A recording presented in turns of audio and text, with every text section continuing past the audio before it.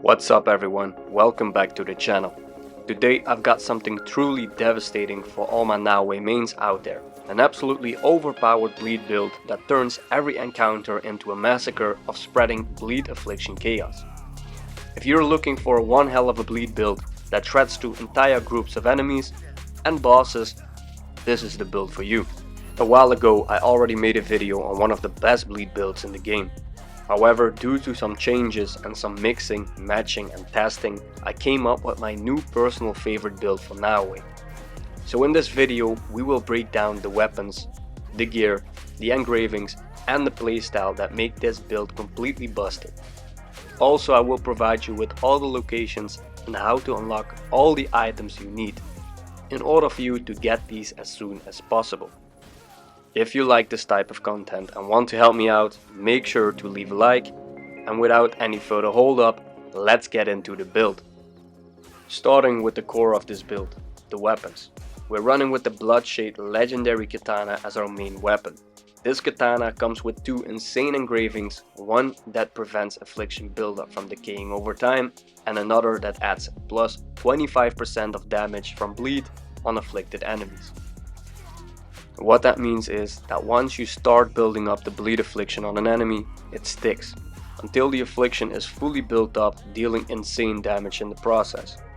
And apart from that, my main reasons for choosing a katana as the main weapon is for the versatility of the weapon, while it has a decent DPS. The katana just is a weapon that you can use in every conflict. In order to get the Bloodshade Katana for yourselves, make sure to go to this exact location on the map. The katana will be waiting for you in a legendary chest on the top floor of the ship. For our secondary, we're using the Bloodletter Legendary Kusarigama, and this is where the real magic happens. First, it has the engraving that triggers bleed upon entanglement, which is incredible for already triggering the bleed affliction on an enemy, perfect for immediately dealing damage on heavy enemies or in boss fights. Second, its combo enders spread bleed buildup to nearby enemies, giving us insane area of effect potential. You can chain this in tight corridors or open battlefields and watch entire groups of enemies become afflicted by bleed. To make this even stronger, I am also using the Cyclone Blast ability that lets Naoe create an insane area of effect by swinging the weapon around in a couple of circles, building up bleed on every enemy hit, while it also deals a bit of damage. The reason for choosing the Kusarigama is because it excels at dealing with larger groups of enemies, making it the go-to weapon for crowd control.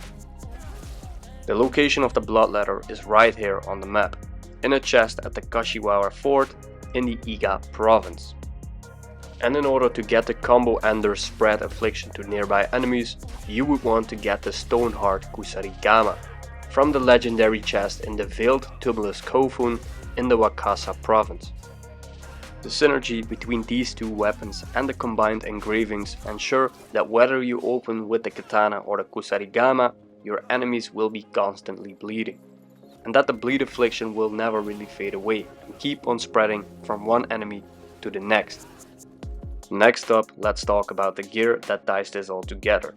For the mask, we're rocking the No Master Stroke mask, which gives us two crucial benefits: a plus 20% of an adrenaline chunk on affliction buildup, and the ability to vault over enemies while sprinting, making them vulnerable in the process. And this is actually an engraving that comes from the Onamusha headband. This engraving makes it possible to vault over enemies while sprinting. Just sprint towards them and try to run through them for Naoe to automatically perform the vault. And the mobility plus vulnerability combo is perfect for setting up finishers. The No Master Stroke mask can be obtained from a hidden chest right beneath the Mount Koya viewpoint in the key region.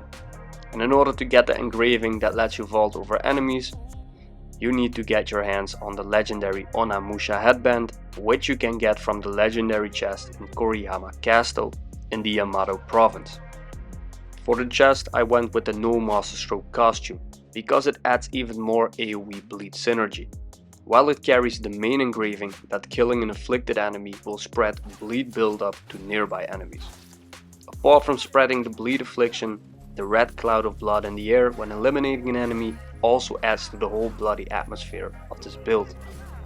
I also added the second engraving from the Azure Serpent light armor, which I could buy in the exchange, and this engraving provides us with a 50% chance to make enemies vulnerable on impact, again increasing the vulnerability of our enemies. If you cannot get your hands on the Azure Serpent light armor via the exchange, just throw in an engraving of your choosing, preferably an engraving which adds to the bleed affliction damage or duration, or one that adds to the damage output or vulnerability of enemies. And to get your hands on the No Masterstroke costume, head over to this location in the Keep province. There you will find a legendary chest containing the costume. Finally, the Kitsune's Revenge epic trinket is the cherry on top. It increases your vulnerable damage, and with the engravings you gain a plus 48% of armor piercing when hitting a vulnerable enemy and a plus 28% of armor piercing on hitting afflicted enemies. Combined with all that bleed, enemies don't stand a chance. Their armor melts away and their health follows. How do you actually play this build? The strategy is simple but brutally effective. Initiate from mid-range with the Kusarigama, using entanglement to instantly trigger bleed on an enemy. Once they're tagged, dive in with your katana and unleash fast combos. Remember, your combo enders with the Kusarigama will spread bleed buildup, so don't be afraid to swap back and forth mid-fight.